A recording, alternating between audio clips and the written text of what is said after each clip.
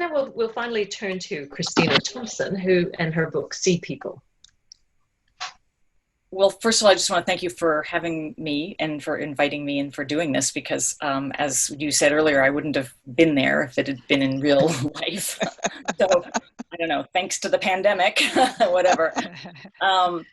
So Sea People. So Sea People is my second book. It takes me a very long time to write a book. It took me 10 years. Well, not quite 10 years, but it feels like it was almost 10 years. And in the beginning, I had written a book that was partly about the contact history of New Zealand.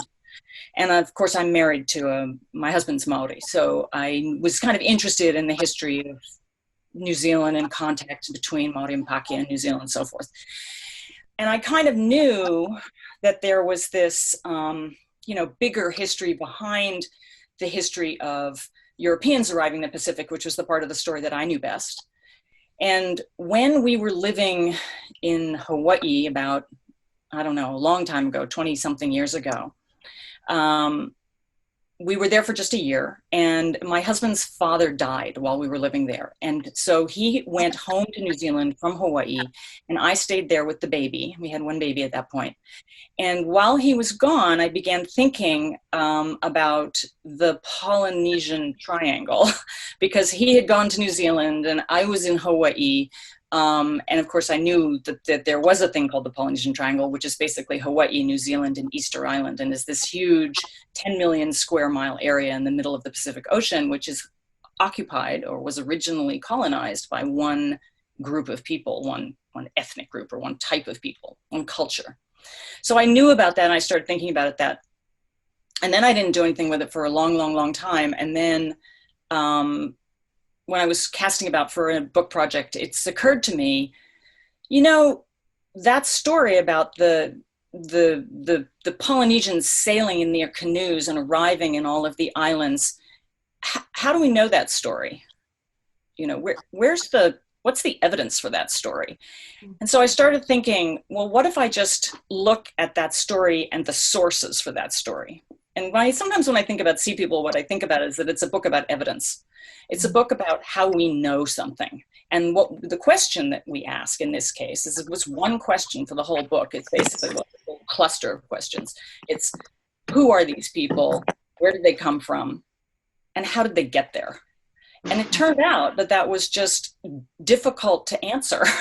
And it wasn't enough to just say, Polynesian people all over the Pacific know that they came from someplace. That's not enough of an answer for me. That doesn't tell me when. It doesn't really tell me exactly where they came from. It doesn't tell me the path. It's just so many things I wanted to know about that.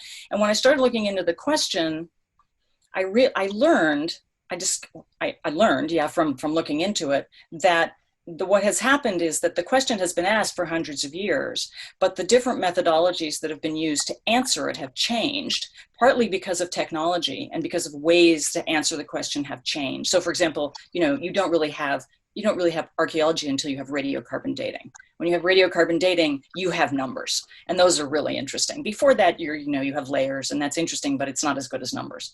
We have DNA now. We obviously didn't have that before, though they did have some interesting sort of biometric analyses that they did at the beginning of the 20th century. We have linguistics. We've had that since the middle of the 19th century. We have eyewitness reports of the explorers who arrived in the 16th century.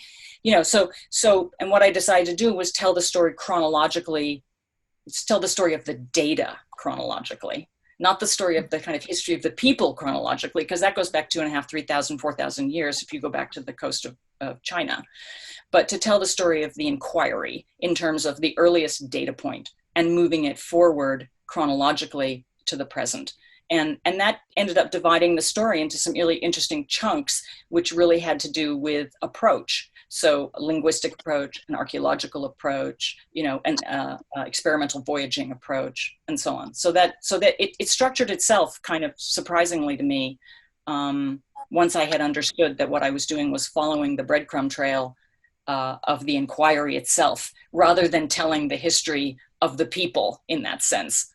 So that's what it is. Yeah, and I really like that too. And you sort of, over the first pages or chapters, you reveal that that is going to be the way the book is structured, and that it is really all about following the evidence and the different types of evidence. And I found that really fascinating, as you persuaded the reader that that's going to be a good way to go about this as you went, which I thought was great. So thank you all for these insights into the project.